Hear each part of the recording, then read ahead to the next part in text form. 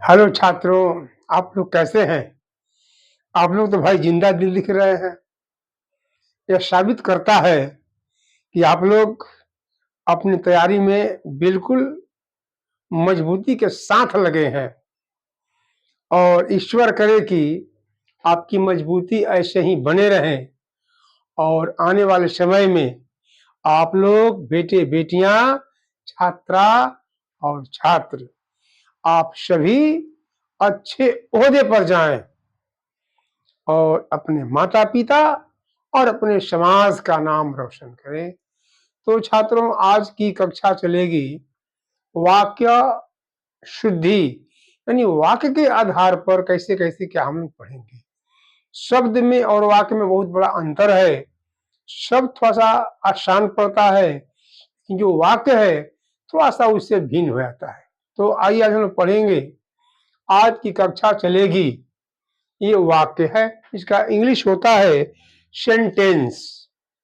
अब जरा हम लोग बात करें सेंटेंस को या हिंदी में वाक्य को, तो दो या दो से अधिक शब्दों के सार्थक मेल से वाक्य का निर्माण होता है। पिछली कक्षा में हम लोग पढ़ लिए थे कि रचना के आधार पर कितने वाक्य के भेद हैं। तो सिर्फ 3 भेद हैं: सरल वाक्य, मिश्र वाक्य और संयुक्त वाक्य।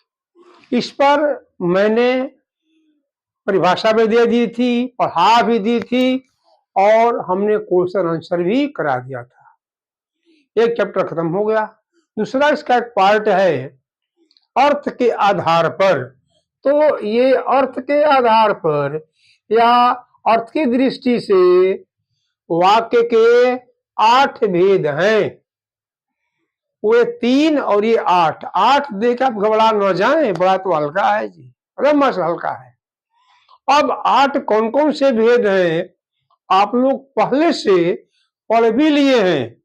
अब हमें केवल परीक्षा के दृष्टिकोण से पढ़ना है, कैसे हम वाक्य के तह में जाएं, कैसे बोर्ड, यूपी कांस्टेबल हो, बिहार कांस्टेबल हो, ए स्टेट हो, सी स्टेट हो, कैसे ये समिति क्वेश्चन तैयार करती है।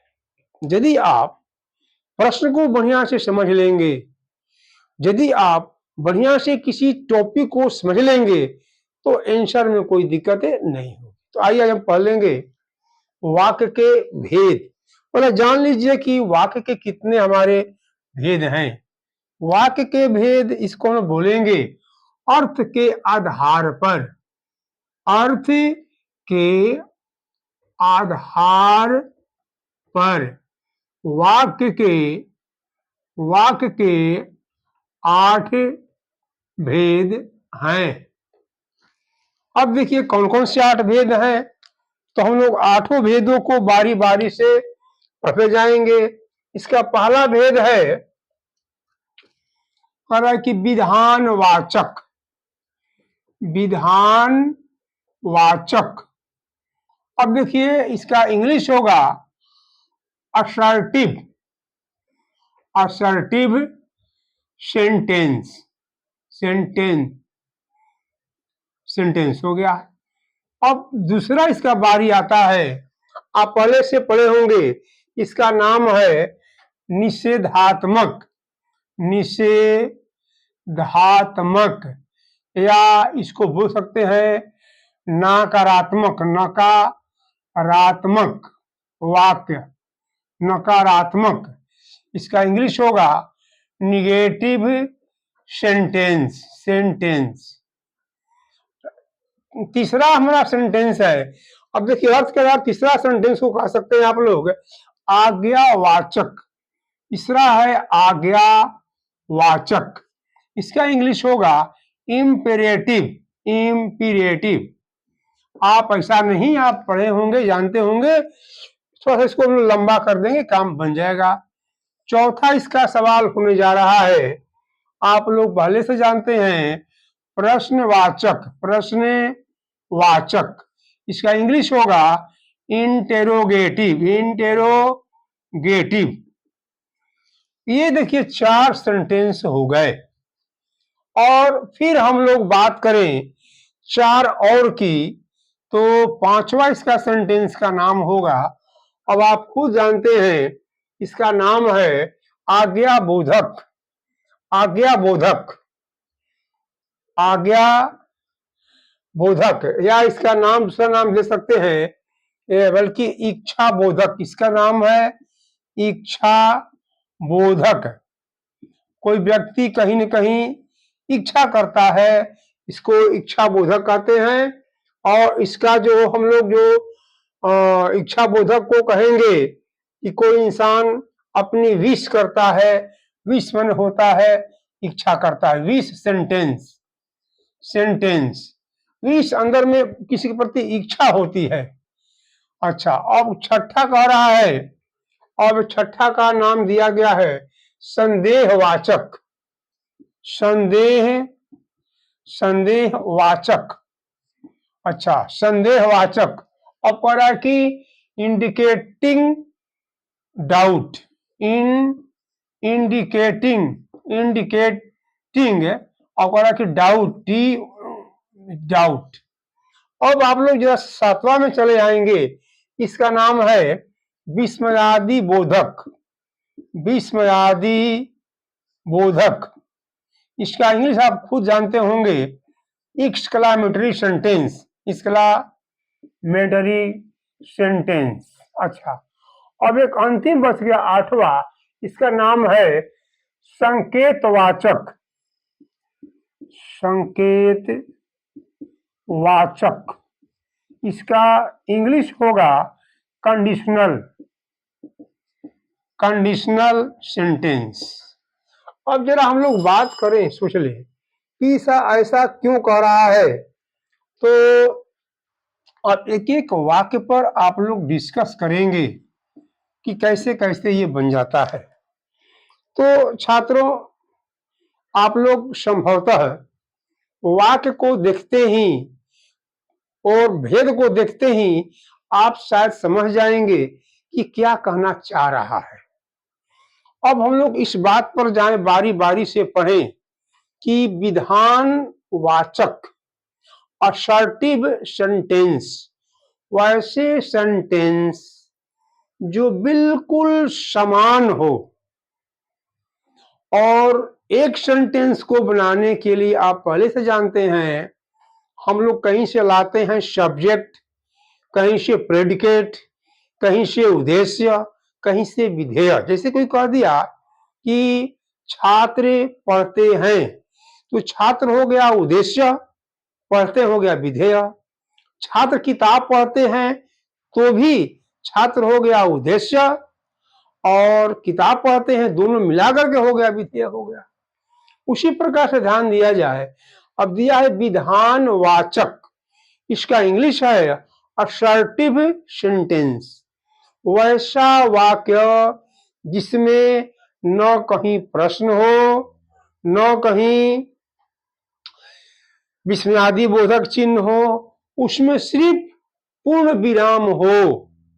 वो वाक्य बिल्कुल साधारण वाक्य है, कर्ता हो क्रिया हो, या कर्ता हो क्रिया हो और कर्म हो, तीनों को मिलाकर के बनता है विधानवाचक सेंटेंस। उदाहरण को ले लीजिए, कोई कह दिया छात्र घर जाते हैं, ये आपका हो गया विधानवाचक हो गया। इसके को उदाहरण ले सकते हैं, हम लोग घर पर पढ़ते हैं, हो गया। अब आगे इसके बाद हम लोग पढ़ेंगे, ये कह रहा है कि निषेधात्मक वाक्य या नकारात्मक वाक्य, इसका मकसद है निगेटिव सेंटेंस से। वैसे दुनिया के जितने शब्द आते हैं जिसमें नकारात्मकता दिखाई देती है, जैसे वह नहीं पढ़ता है, हम लोग नहीं खाते हैं, क्या आप नहीं पढ़ते हैं, तो इसमें भी निगेटिव हो गया और इंट्रोगेटिव भी हो गया। लेकिन वैसे वाक्य को रखा जाता है जो बिल्कुल सिंपल नकारात्मकता को शो करे। जैसे अब ये छात्र घर जाते हैं, यहाँ हो जाएगा छात्र घर नहीं जाते हैं।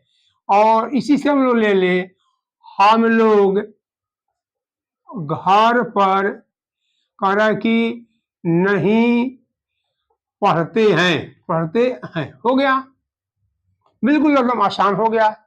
एक ही उदाहरण से दोनों का काम चल गया। थोड़ा सा इसमें देखिए, इसमें लगा हुआ है नहीं और यहाँ लगा है नहीं, और इसमें नहीं है। ये देखिए दोनों वाक्य यही है, एक समान है। अब इसी का नाम है विधानवाचक, इसका नाम है निषेधात्मक या नकारात्मक वाक्य। आप अंग्रेजी पढ़ते होंगे, अब इसका अंग्रेजी हो जाएगा students go to house, student do not go to house.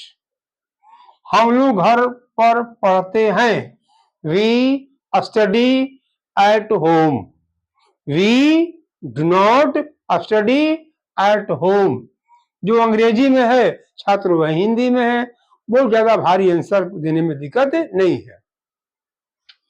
आपका अगला सवाल रहेगा आज्ञावाचक। भाई देखिए ये थोड़ा सा है, इस पर ध्यान देने की चीज है। ये आज्ञावाचक जो है, इसमें टॉपिक बहुत से मिलेंगे आपको। ये आज्ञावाचक में एक हो गया आज्ञा, यानी हो गया ऑर्डर। इसमें आपका प्रे भी आएगा, प्रार्थना भी आएगा, इसमें प्रार्थना आएगा, प्रार्थना भी आएगा। एक और आ सकता है, जैसे आपने किसी को आज्ञा दिया, आपने अच्छे काम के लिए यह कह दिया, और इसमें आपका उपदेश भी आएगा, उपदेश भी आएगा। ध्यान दीजिएगा, ये तीन टॉपिक इसमें है। ये इसको बोलते हैं एडवाइस करना, एडवाइस करना, किसी को सलाह देना, या किसी को प्रीच करना, उपदेश देना, PREACH करना, प्रीच करना। तो मेरे कहने का मकसद है, इन सभी पर हम लोग उदाहरण देकर के देख लें। और वाक्य से मालूम है, आप इंग्लिश में पढ़ के आए होंगे, imperative sentence show always, order, pray, preaching, advice, ETC। जो इंपरेटिव सेंटेंस है वह प्रार्थना, आज्ञा, उपदेश और किसी काम को नहीं करने का, अच्छे काम को करने का जहां उपदेश दे, उस वाक्य का नाम है इंपरेटिव सेंटेंस, यानी कि आज्ञावाचक। और उदाहरण से हम लोग मालूम कर लेंगे क्या कहना चाहता है। कोई झटके से कह दिया घर जाओ, घर जाओ, तो ये देखिए ऑर्डर में आ गया, घर जाओ, आदेश दे दिया घर जाओ, हो गया काम समाप्त। स्टैंड अप, खड़े हो जाओ, सिट डाउन, बैठ जाओ, यहां से भाग जाओ। तो ये सब किसको शो करता है? ऑर्डर को शो करता है, आदेश को शो करता है। दूसरा वाक्य हो गया, अब देखिए प्रे शब्द है। आप किसी को बोलते हैं कि भाई कृपया मुझे एक कलम दो, कलम दीजिए। देखिए कितना आदर से कह रहे हैं, कृपया मुझे एक कलम दीजिए, कृपया अपनी कॉपी दे दीजिए, कृपया हमें अपनी साइकिल दे दीजिए, कृपया हमें 10 रुपया दे दीजिए। आप किसी को प्लीज कह के बोलते हैं, काइंडली कह के बोलते हैं, उसी का नाम है इंपरेटिव सेंटेंस। इसका सेकंड टॉपिक है प्रे। अब जरा सा हम एडवाइस और उपदेश में जरा सा डिफरेंस है। कोई कह दिया कि माता पिता की सेवा करो, ये देखिए ऑर्डर नहीं है, ये इसमें अंतर हो गया, उपदेश कर रहा है। माता पिता की सेवा करो, समय पर स्कूल जाओ, थोड़ा अंतर पड़ रहा है। तुरंत आप कहेंगे झटके से एक गिलास पानी दो, तो इसमें बड़ा व्यक्ति किसी छोटे व्यक्ति को आदेश कर रहा है, पानी दे दो, खाना बना दो, यहां से चले जाओ। डांट में इसमें छिपा हुआ भी है, लेकिन इस वाक्य में माता पिता की सेवा करो, राष्ट्र के प्रति समर्पित रहो, इसमें उपदेश भी है, इसमें सलाह भी है। समय पर खाना खाओ, समय पर स्कूल जाओ, तो ये आपका हो गया वाक्य इंपरेटिव सेंटेंस। ध्यान दीजिएगा, ये परीक्षा में कैसे आएगा अब इस पर आपको निर्भर करता है इस वाक्य को कितना ढंग से आप पढ़े हैं। आप इस वाक्य को तह में ढूंढ के देखिए कि क्या कहना चाहता है। इसमें कोई कह देगा कि झूठ मत बोलो, अब देखिए इसी में आ गया, उपदेश कर दिया, इसको उपदेश में आएगा। एडवाइस में डॉक्टर ने कहा कि समय पर दवा का प्रयोग करो,